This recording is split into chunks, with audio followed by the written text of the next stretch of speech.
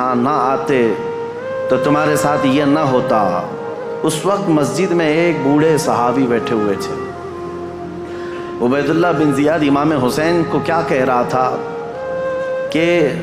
ختم ہو گیا جھوٹا شخص بھی اور جھوٹے کا بیٹا بھی، نعوذ باللہ۔ یہ سیدنا مولا علی کو بھی گالی تھی اور امام حسین کو بھی گالی تھی۔ صحابی رسول کو برداشت نہ ہوا، 80 سال کی عمر کے تھے، مسجد میں کھڑے ہو گئے، کہا وہ ابن مرجانہ، اس کی ماں کا نام مرجانہ تھا۔ اس کے باپ سے لوگ جب کسی کو عربی میں گالی دی جاتی تھی تو ماں کا نام لے کر کے کہتے کہ باپ کا پتہ ہی نہیں۔ وہ ابن مرجانہ کہ تو جس کے بارے میں کہہ رہا ہے وہ اس روئے زمین میں سب سے اعلیٰ، اس کا باپ سب سے اعلیٰ اور اس کا نانا سب سے اعلیٰ ہے جس حسین کے بارے میں تو کہہ رہا ہے، اور میں گواہی دیتا ہوں اے کوفہ والو، یہ عبید اللہ بن زیاد کذاب ہے، دجال ہے اور دجال کا بیٹا ہے، کذاب ابن کذاب ہے۔ انہوں نے اپنا حق ادا کیا، بھری محفل میں بھی حق بات کھڑے ہو کر کہہ دینا۔ عبید اللہ بن زیاد نے اس بوڑھے صحابی کو اسی مجلس میں قتل کروا دیا، 80 سال کی عمر کے تھے۔ دیکھیں ہر زمانے میں حق بات کو ایکسیپٹ کرنے والے اور بڑھ چڑھ کر اعلان کرنے والے موجود رہیں گے، بزدل چاہے جتنے بھی بن جائیں، لیکن کوئی نہ کوئی مجلس میں رہے گا، کیونکہ اللہ کا دین ہے اور صبح قیامت تک اللہ حق بولنے والوں کو زندہ رکھے گا۔ پھر اس کے بعد یہ سر امام حسین کا دمشق لایا گیا جو ملک شام کی راجدھانی ہے۔ دمشق میں یزید کا تخت خلافت تھا، وہاں پہلے ہی سے لوگوں میں اعلان ہو گیا تھا کہ کربلا میں جو جنگ ہوئی اس میں لٹا ہوا قافلہ آ رہا ہے، امام حسین کو،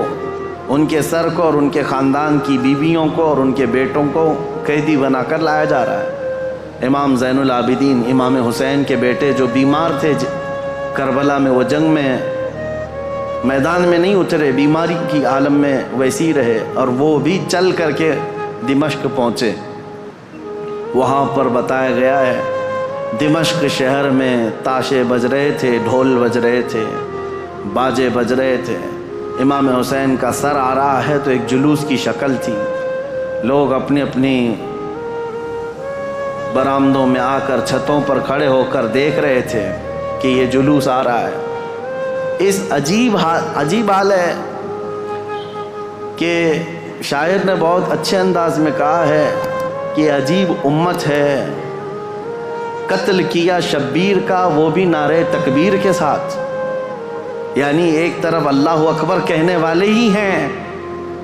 اور اسی رب ذوالجلال کے سب سے پیارے محبوب صلی اللہ علیہ وسلم کے نواسے کا قتل کر رہی ہے امت،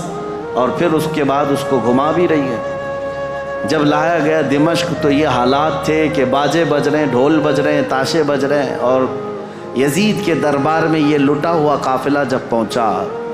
تو یزید نے مگرمچھ کے آنسو بہائے اور کہا حسین اگر تم